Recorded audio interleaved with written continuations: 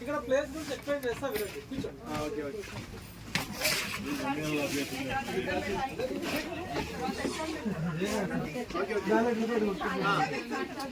మనకి కృష్ణానది వైపు నుంచి వస్తుంది. కృష్ణానది జన్మస్థానం మహారాష్ట్ర మహాబలేశ్వరం. అక్కడ నుంచి కర్ణాటక ఆల్మట్టి, నారాయణపూర్, జూరాల, సంగమేశ్వరం, నెక్స్ట్ శ్రీశైలం. మనకు కనిపించేదంతా శ్రీశైలం స్టోరేజ్ వాటర్.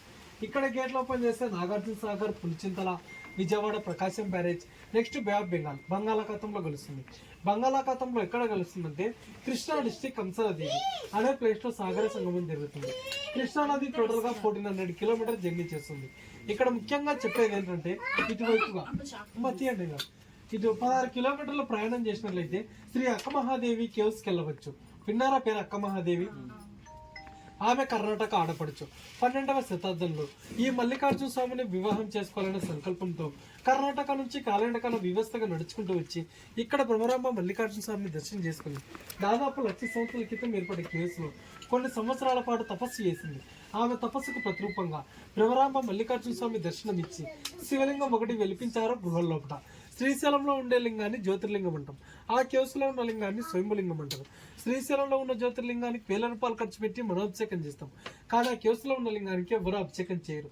న్యాచురల్ గా ప్రకృతి సిద్ధంగా ఒక్కో డ్రాప్ లింగం మీద పడుతూ ఉంటుంది. 365 డేస్ అభిషేకం జరుగుతూనే ఉంటుంది. మీలో ఇంతకు ముందు కానీ ఈ రోజు కానీ శ్రీశైలం గర్భగుడిలో స్పర్శ దర్శనానికి వెళ్ళారు ఎవరన్నా?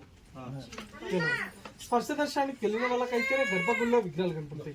గర్భగుడిలోకి ఎంటర్ అయినప్పుడు లెఫ్ట్ సైడ్ ఒక నల్లరాతి విగ్రహం ఉంటుంది. ఆవిడే అక్కమహాదేవి. మళ్ళీ రిటర్న్ వస్తున్నప్పుడు 2 విగ్రహాలు ఉంటాయి. హేమారెడ్డి మల్లమ్మ, సిద్ధిరామప్ప.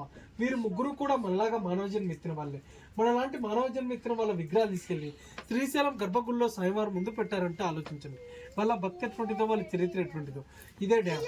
శ్రీశైలం డ్యామ్ లేదా శ్రీశైలం ప్రాజెక్ట్ అంటుంటారు. కానీ దీని ఒరిజినల్ నేమ్ వచ్చేసి నీలం సంజీవ్ రెడ్డి సాగర్.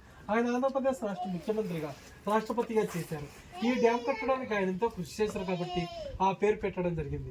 డ్యామ్ జనరల్ మొచ్చగుండ విశ్వేశ్వరయ్య 1963 నుంచి 1983 వరకు 20 ఇయర్స్ పట్టింది డ్యామ్ కట్టడానికి.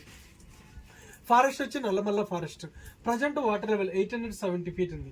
చెట్ల మొదలు దాకా వచ్చిందంటే 885 ఫీట్ వస్తుంది. ఈ ప్లేస్ మట్టుకే పాతాళ గంగా అంటారు.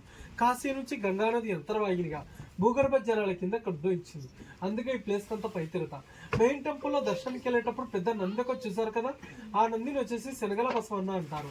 అలాంటి నంది ఎగ్జాక్ట్ ఈ బోట్ కింద ఈస్ట్రానిక్స్ లో ఒకటి ఉంది. ఈ నందిని ఉబ్బిలి బసవన్న అంటారు. డ్యామ్ కట్టక ముందు దర్శనానికి వచ్చిన వాళ్ళు ఈ నందిని దర్శనం చేసుకుని వెళ్ళి అక్కడ దర్శనం చేసుకునే వాళ్ళు. డ్యామ్ కట్టిన తర్వాత వాటర్ తో స్టోరేజ్ ఫుల్ అయింది, వాటర్ లో మునిగిపోయింది. శ్రీశైలంలో మీరు చూడాల్సిన సైట్ సీయింగ్ ప్లేసెస్. అక్కడ కొండ మీద గోపురం కనపడుతుంది. అది వచ్చేసి ఛత్రపతి శివాజీ మ్యూజియం. 16వ శతాబ్దంలో ఛత్రపతి శివాజీ గారు ఇక్కడికి వచ్చి కొంతకాలం అమ్మవారి శక్తి కోసం తపస్సు చేశారు. ఆయన గుర్తుగా మ్యూజియం ఏర్పాటు చేశారు. మళ్ళీ దాని బ్యాక్ సైడ్ కిలోమీటర్లంటే హేమారెడ్డి మల్లమ్మ టెంపుల్ ఉంది. చప్పో దాటిన తర్వాత సాక్షి గణపతి, పాలధార పంచదార, అటికేశ్వరం, నెక్స్ట్ శిఖరం డ్యామ్. శ్రీశైలం నుంచి 22 కిలోమీటర్ల లాంగ్యాన్ని చూసుకున్నట్లయితే ఇష్టకామేశ్వరి టెంపుల్ అని ఒకటి ఉంది. భారతదేశంలోకి వెళ్ళా ఒక్కొక్క టెంపుల్ ఉంది. అది నల్లమల్ల ఫారెస్ట్ లో. అక్కడ విశిష్టత ఏంటంటే వెళ్ళిన ప్రతి భక్తుడు అమ్మవారితో బొట్టు పెడతారు. మన మానవులకు ఏ విధంగా అయితే చర్మస్పర్శ ఉంటుందో ఒక రాతికి అమ్మవారికి బొట్టు పెట్టినప్పుడు ఆ ఫీలింగ్ అయితే మనకు కలుగుతుంది. ఎంతటి పవిత్రమైన ప్లేస్ అయితే ఆ విధంగా కలుగుతుందో ఆలోచించండి. మీరు అక్కడికి వెళ్ళాలనుకుంటే శిఖరం దగ్గర టికెట్ తీసుకోవాలి. ఒక్కొక్కరికి 1000 రూపాయలు ఛార్జ్ చేస్తారు. 1 డే బిఫోర్ ముందే టికెట్ బుక్ చేసుకోవాలి. మీరు దీనే ఉంటారు.